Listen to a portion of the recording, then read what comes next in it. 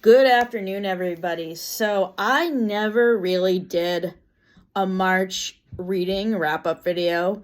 So, I figured I would just talk about my top favorite reads from March that I never talked about in my St. Patrick's Day video, and then I'll go into reading updates for my April TBR, because some of my April TBR books have transferred over from the March TBR.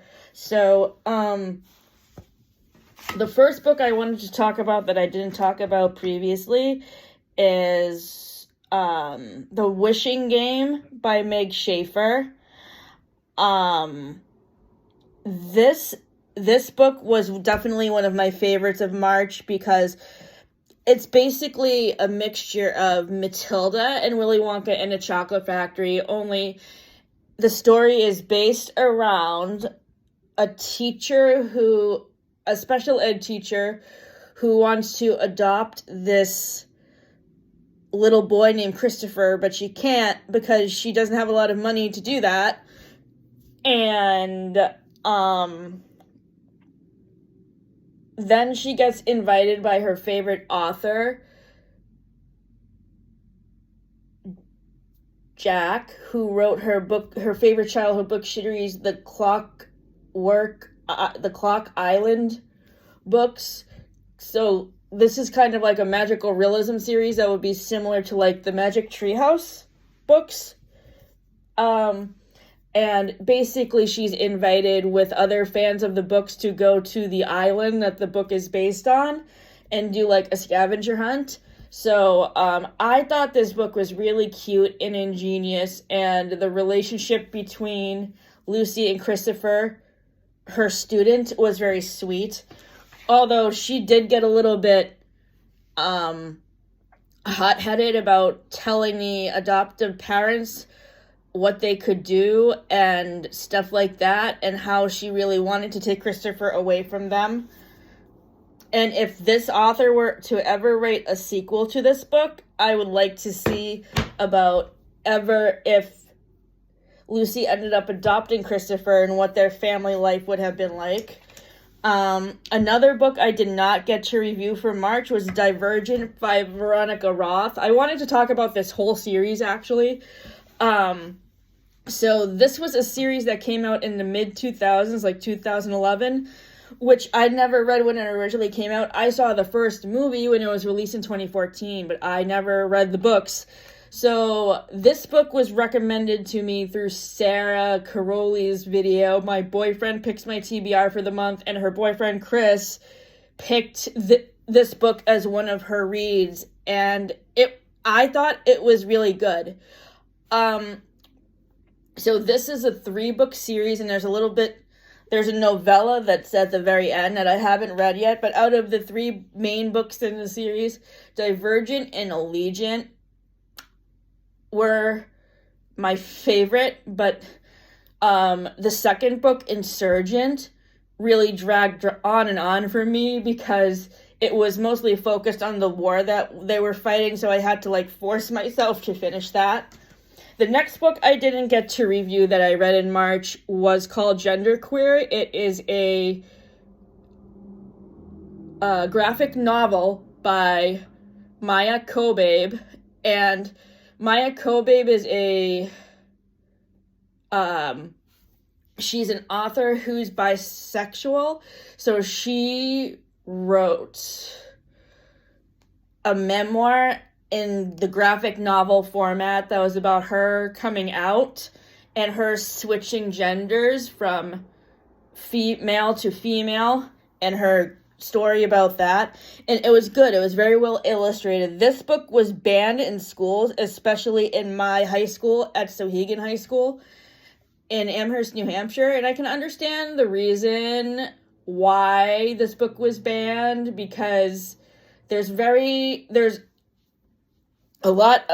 few graphic scenes in this book related to sex, and also like a gynecology appointment with, you know how gynecology appointments are when they stick stuff into you and stuff. Like, there was a scene about that too, and like that hit too close to home for me because I've had to have that examination done, and it's very uncomfortable. And yeah, I didn't really like that scene, and I can understand why parents of teenagers would think that's too graphic and why the book should not be in libraries where teenagers can have easy access to it. But overall, I thought the book was good. Let's see. What other books that I think... Oh, so another book the next book I wanted to talk about that I didn't review in my previous video is The Story Life of A.J. Fikry. Haley, Sarah, and Destiny have all reviewed this book in their videos, and it's a book about a bookstore owner who is kind of depressed, and he does like a scavenger hunt for his daughter in a bookstore where he leaves like notes for her in the books, and that's really sweet, but like it's kind of sad at the end, and I don't want to spoil the ending if you haven't read it yet. Apparently there's a movie about this book too, which I really want to watch to see if I like it. I gave the book 3.75 stars on Goodreads and a B-. I also read Meet Me at the Lake by Carly Fortune, and this is a dual POV book where it's set in present day and then it flips back to 14 years ago, and like the alternating timelines part of it made it very confusing. I liked the relationship buildup between Will and Fern, and also the lake setting.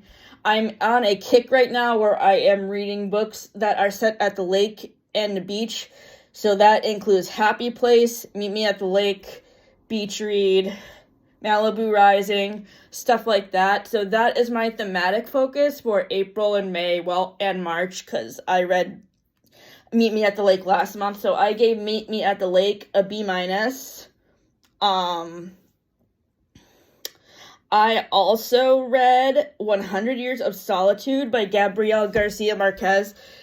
This book was apparently required reading in a lot of high schools. Never mind, unless I missed the year when it was on a summer reading list, but it was never assigned to me for summer reading.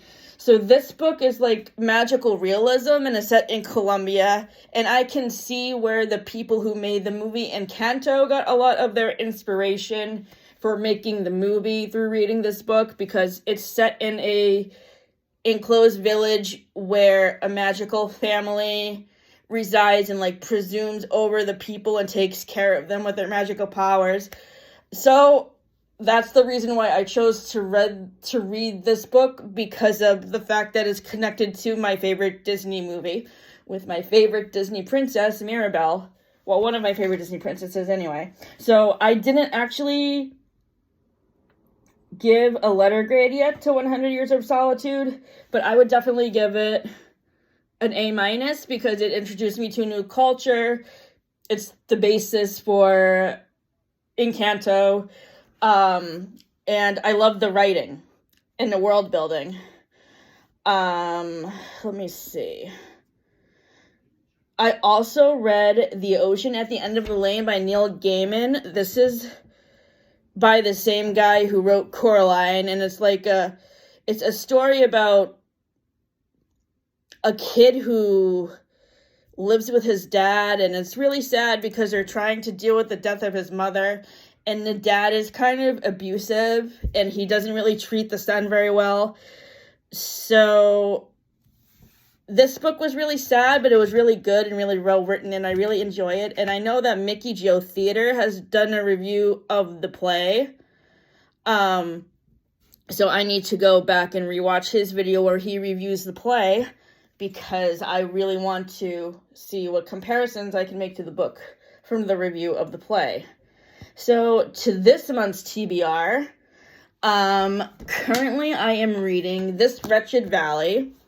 This book is the horror book group pick for the book group I'm joining at Print Bookstore next month, so I'm not going to be reviewing this book or Orlando by Virginia Woolf until after I attend the meeting, so this will actually be in next month's reading wrap-up. Right now I am on page 118. And I like the setup of this book and the fact that it's like in the woods of Kentucky. The setting and world building is good. I just don't know if I'm going to like the other horror aspects of this book, so I might end up DNFing it. The next book I wanted to talk about is This Could Be Us by Kennedy Ryan.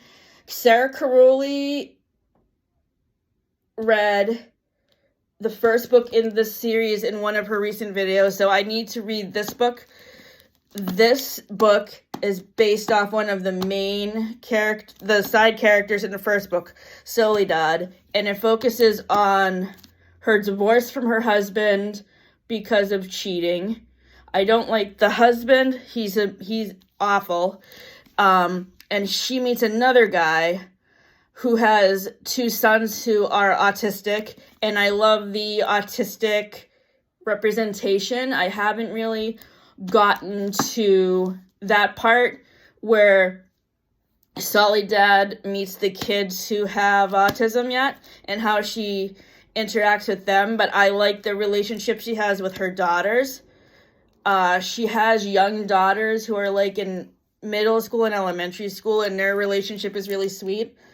This book by V.E. Schwab, I just got out of the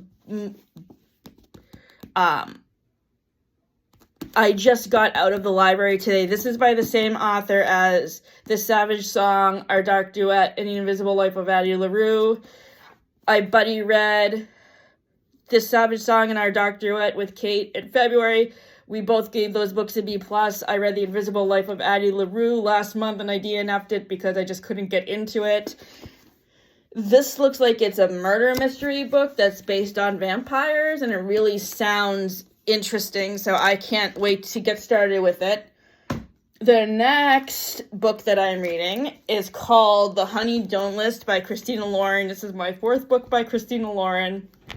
I just finished reading My Favorite Half Night Stand, which I thought was really good. I gave that an A- and 4 stars on Goodreads. And I also just finished Something Wilder, which I gave a B+ and 3.75 stars. So far, I like this book in like the relationship buildup between the characters. And the first book that I read by Christina Lauren, I read back in December, I think, and it was called The True Love Experiment. I didn't really like that one quite as much as I have liked these last 3, because I just thought Destiny reviewed this book too, and she said the reason why she didn't like it was because the relationship development between the 2 main characters in The True Love Experiment is very physical, and there's not enough emotion behind it. I agree with what she said, and I have no other further comments. This next book I'm reading is called The Unfortunate Side Effects of Heartbreak and Magic by Brianne Randall, and I love this book and how it deals with grief, because the author mentions in this book that she wrote this book as a way to process the grief of losing her grandmother and to share family recipes. So there are recipes in this book which we actually plan on cooking. So when I give this book its full review, I also plan to review the recipes that we make from it. The next book is another book that I just picked up today at the library, and it's called Kingdom of the Throne of the Fallen by Kerri Maniscalco, the same author of Kingdom of the Wicked and Stalking Jack the Ripper series, which I have, as of today, completed both of those series. And I would have to say that Audrey and Thomas from Stalking Jack the Ripper and Emilia and Wrath from Kingdom of the Wicked are 2 of my new favorite book couples, because I just loved the chemistry between these 2 characters that Kerri Maniscalco developed throughout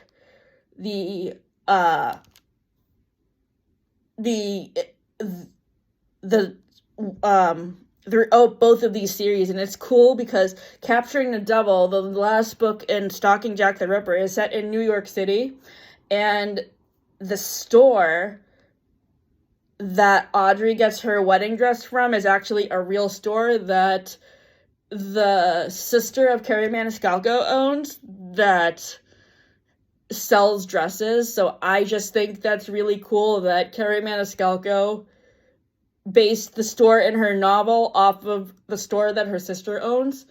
So that's awesome. And I saw in the author's notes that the store also sells Stalking Jack the Ripper merchandise.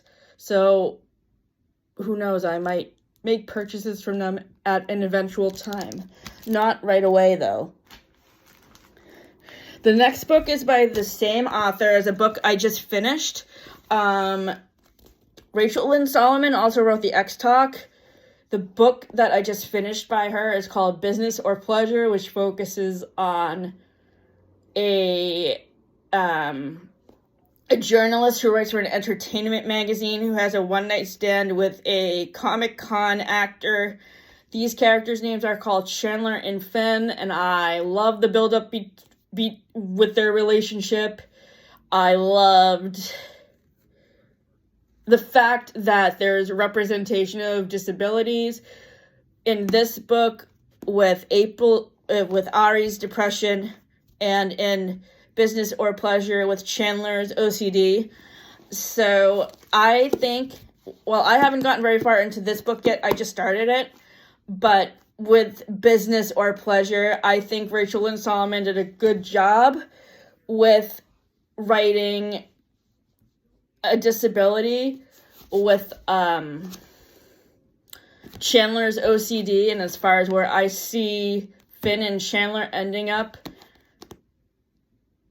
as the book ended, I mean, I see their relationship really blossoming, and maybe, like, Chandler will write more articles about Finn's TV show, and maybe she'll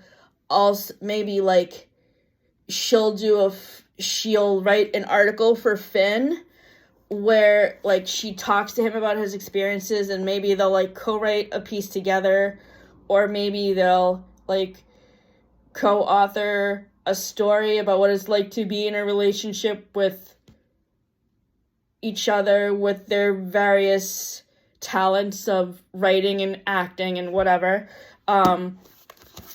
So I just started this book a couple of hours ago, and I'm on page 76. The next book I'm reading, this is my physical TBR of books that I own or I'm borrowing from family members. My mother-in-law lent me this. This is the sequel to The Historian, which I read in January and February. I started this book 2 or 3 weeks ago, and I am on page 295. Like The Historian, I really love the build-up of the world building of where this story is set and the relationships between the characters. This character is, she works at an art museum, and she is trying to procure a kind of like in Horse, they're trying to procure a historic piece of art from an out-of-state dealer. Oh, wait, I can read it on the back. This richly told, beautiful, imagined novel takes us on a journey into the lives of the women left behind by the renowned painter Robert Oliver. After attacking a canvas in the Nashville Gallery of Art, Oliver maintains a stubborn silence, prompting his psychiatrist, Andrew Marlowe, to embark on an unconventional pursuit of answers his patient won't provide. As Marlowe is pulled deeper within Oliver's troubled mind, he covers a tale of love and betrayal and artistic obsession, and finds surprising possibilities in a package of 19th century love letters. Does the key to unlocking Robert Oliver's mystery lie in a tragedy at the heart of French Impressionism? Across centuries and continents, from young love to last love, Elizabeth Kostova deftly explores the painter's universe. Passion, creativity, secrets, madness, and conjures a world that lingers long after the final page has turned. So yes, as I just said, I'm loving the world building of this. I'm loving the character development and how the psychiatrist is really delving into the history of the artist. And I just love Elizabeth Kostover's writing. It's very good. The next book is called Say Nothing, A True Story of Murder and Memory in Northern Ireland. This was a historical fiction that is written by Patrick Radden Keefe. And the writing in this book is very good. And it focuses on a murder mystery that happened in Ireland in the 1970s. And it's really educational because, like, this happened before I was born, so I obviously didn't know a lot about it. So it's very interesting to learn about a part of history that you don't really learn a lot about in school because it's more recent history and not really, like, ancient history or stuff like that. Because this focuses on a murder mystery in Ireland in the 70s where, like, kids, a whole family was murdered late into the night. So right now I am on page 208. This is another book that I borrowed from my mother-in-law. It's called Bewilderment by Richard Powers. I just started this yesterday. It's pretty good so far. I am on page 104. And this is about a relationship between a father and son in the wake of grieving the loss of a loved one because the wife/mother has just died. And the kid acts out in school and I'm at the point where his dad has been approached by a school psychologist or another teacher at the school that his son goes to, saying that his son should get evaluated for a disability because he might have ADHD. So now I'm left to see what will happen next and how the whole situation will go with the diagnosis. The next book I'm reading is another horror book that my mother-in-law let me borrow. It's called Lungfish by Megan Gillis. And it's a bunch of short stories that are set in Maine. And this is by a local Portland, Maine author. Her writing is really good. It's really intriguing and it keeps me guessing to what's going to happen next. I'm on page 228. I started this book 2 weeks ago. Or a week ago, maybe. And the final book I'm reading is called True Biz by Sarah Novick. I borrowed this from my mom. It is a book that is set in a school for the deaf. And basically it's about how students who are deaf interact with each other. And I took American Sign Language over Zoom through the Plus Company when I was living in New Hampshire during COVID. And I learned a lot when I took the class, but I didn't really know a lot about deaf culture at all before taking the class. So that's what makes this book so insightful and educational. And it was also written by an author who is deaf. The only thing I don't like about it is that, like, the headmistress of the school is not deaf.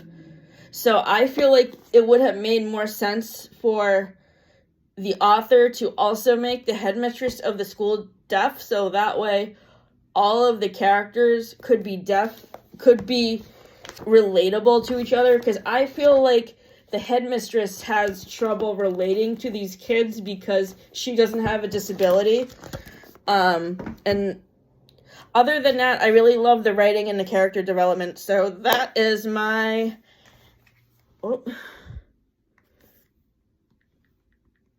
And another book I wanted to talk about really quickly, and then I need to go, is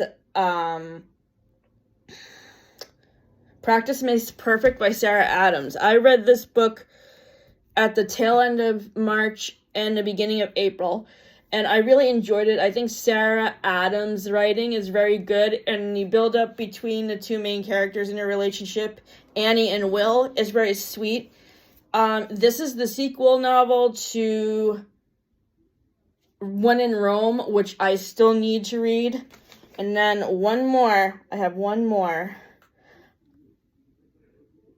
Spinning Silver by Naomi Novik. The writing in this book is good. The world building is fabulous.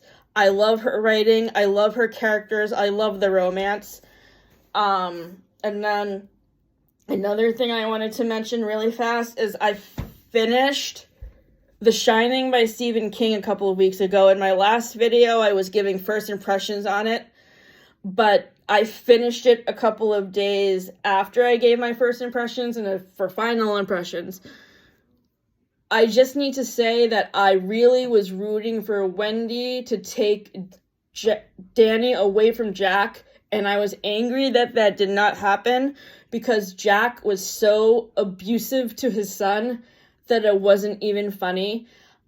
And I didn't see why this book was considered a horror, because I didn't really notice that there was a lot of blood and gore. It just seemed to me like it was more of a thriller, because there were a lot of twists and turns that keep you guessing at the end of your seat, kind of like it's a murder mystery. But I didn't really see how it was very scary. So that's all for me. I need to get ready to go to my volunteer job. I hope everybody has a great afternoon. Thanks for tuning in. Bye.